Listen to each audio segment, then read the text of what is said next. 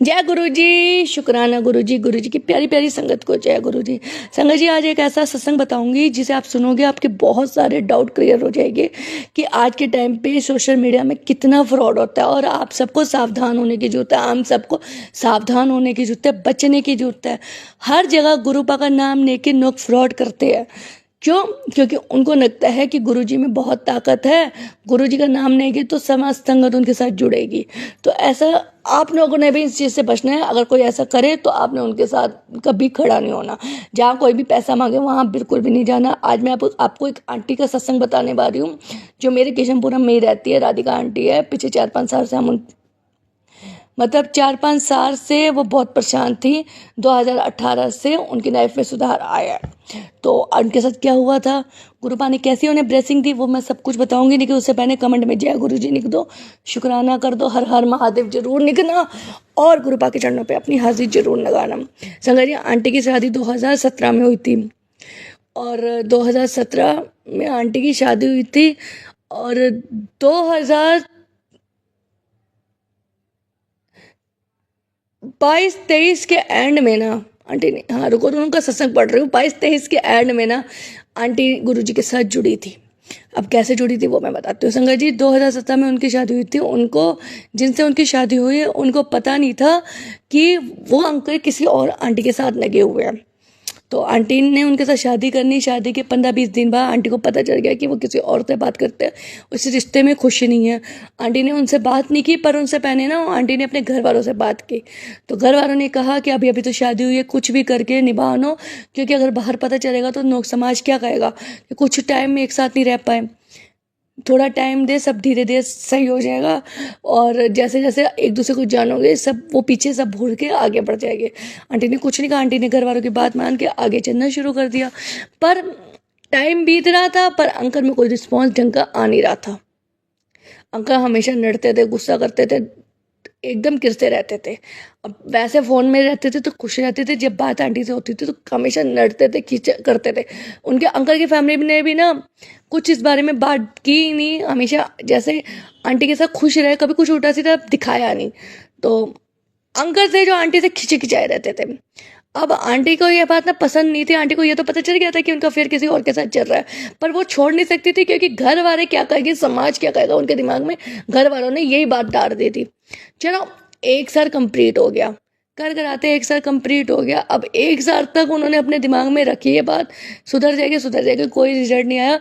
पर उनके एक फेसबुक में फ्रेंड थे, उन्होंने उनसे ये सारी बात शेयर कर दी कि मेरे हस्बैंड का किसी और के साथ है, शादी घर वालों ने कराई, वो मेरे साथ खुश नहीं है, मुझे मारते पीटते हैं।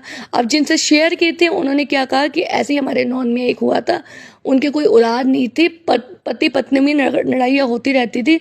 और उन्होंने किसी कोई गुरु महाकाल बने हुए थे, उनसे काम कराया, तो अब वो दोनों खुश हैं और उनके हस्बैंड वाइफ की 2 बच्ची हैं।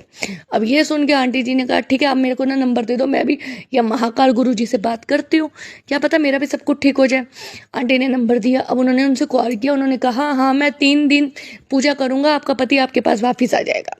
अब महाकाल के कहने से, महाकाल गुरु जो बने हुए थे उनके कहने से आंटी ने कहा ठीक है, जैसे जैसे आप कहोगे मैं कर लूँगी। अब उन्होंने कहा कि हमें पूजा करनी होती है, सामग्री चाहिए होती है, इसके लिए आप 3500 डाल दो। आंटी ने कहा चलो ठीक है, 3500 डालने हैं, क्या पता 3500 के बाद सब ठीक हो जाए। आंटी ने 3500 डाल दिए। 3 दिन बीत गए। 3 दिन में कुछ ऐसा नहीं हुआ। अंकल वही चिड़े रहते थे, किससे रहते थे, आंटी से बात तक नहीं करते थे।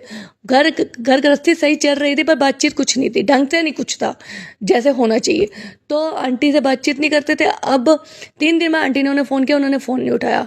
हफ्ता बीत गया। हफ्ता बीतने के बाद उन महाकाल गुरु का खुद फ़ोन आ गया कि अब मैं पूजा में लगा पड़ा था, पूजा में व्यस्त था, तेरे लिए यज्ञ कर रहा था कि तेरा पति तेरे पास आ जाए। ऐसा है यज्ञ करने में ना खर्चा बहुत आएगा, 5000 रुपये, तू मुझे 5000 का अरेंज कर दे। आंटी ने कहा अच्छा आप मेरे लिए यज्ञ कर रहे थे, मैं आपको 5000 डाल देती हूँ। 5000 डाल दिए। भाई 15-20 दिन हो गए, महाकाल गुरु का कोई अता पता नहीं। आंटी फ़ोन करती थी, फ़ोन बंद रहता था और कहीं बार स्विच ऑफ रहता था, कहीं बार बैठ जाती थी पर कोई उठाता नहीं था।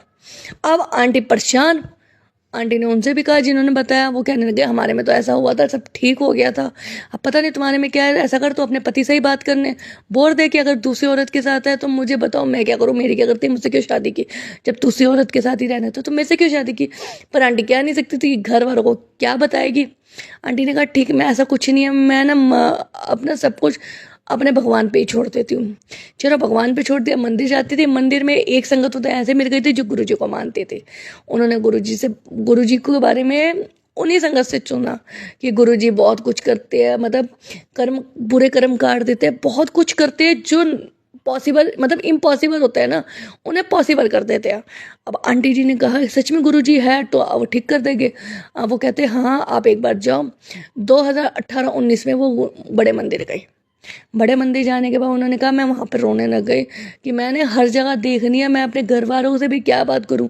वो कहते हैं कि दुनिया कहेगी, समाज क्या कहेगा कि लड़की का रिश्ता सही नहीं हो पाया, ऊपर से मेरी कोई औलाद नहीं। तो उन्होंने कहा कि अब आप देख लो। संगत जी यकीन नहीं मानोगे, आंटी बड़े मंदिर सिर्फ एक बार गई है। आंटी ने कहा है तब से लेकर अब तक मेरे हस्बैंड के अंदर बहुत चेंजेस आए हैं, बहुत ज़्यादा चेंजेस आया है। महीने 2 महीने बाद उन्होंने मुझसे केयर करनी शुरू कर दी, और जिस लेडीज से वो बात करते थे उस लेडीज़ ने उन्हें खुद ब्लॉक कर दिया कि उनके हस्बैंड को खुद पता चल गया था। फिर वो अपनी लाइन में आ गए, मेरे पास आ गए, और ये सब जब मैं बड़े मंदिर गई हूँ उसके बाद से होना शुरू हुआ। अब मेरी लाइफ बहुत खुश है, मतलब अच्छी है।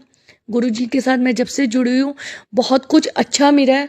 मेरे हस्बैंड मेरे को वापस मिल गए, मेरी फैमिली मेरे को वापस मिल गई, और उन्होंने कहा कि आज उनकी संगत जी 2 बच्चे हैं, एक बेटा और बेटी, वो बहुत खुश है। तो संगत जी देखो, सच बताऊँ, रास्ते ये दिखा देते हैं, चलना आपको पड़ता है। अंधविश्वास में मैं हर बार कहती हूँ भाई सत्संग तो ये सामने है, सो कोई सत्संग झूठा क्यों अपना बताएगा। अंधविश्वास में जाने से सिर्फ नैया डूबती है, विश्वास करो तो सिर्फ अपने गुरु पापे करो। ये रास्ते भी निकालते हैं और मंजिल तक भी पहुँचाते हैं। और यही बात वो अंकल, अब अंकल भी खुश है, आंटी भी खुश है, आंटी के 2 बच्चे भी हैं, वो भी खुश है, अंकल भी खुश है, और जो दूसरे थे उन्हें हटा दिया। तो भैया जहाँ रास्ते नहीं मिलते इनके पास चले जाओ, क्योंकि रिश्ते बनाने, रिश्ते निभाने सब इनको पता है कि कब कैसे कहाँ होना है। कहीं मत जाना, पैसे जो पैसे लेके आपका काम करे, पहली बात तो वो काम कभी पूरा हो ही नहीं सकता, क्योंकि भगवान कभी क्या नहीं कहता कि मुझे चढ़ावा दो, मुझे पैसा दो, और ये बात सबको पता है। तो अब देर किस बात की, फटाफट कमेंट पे शुक्राना कर दो, गुरु के चरणों पे अपनी हाजिरी भर दो, मंत्र जाप करना, और याद रखना जिस जो ताकत इनमें है ना गुरु जी में, वो किसी गुरु में नहीं है।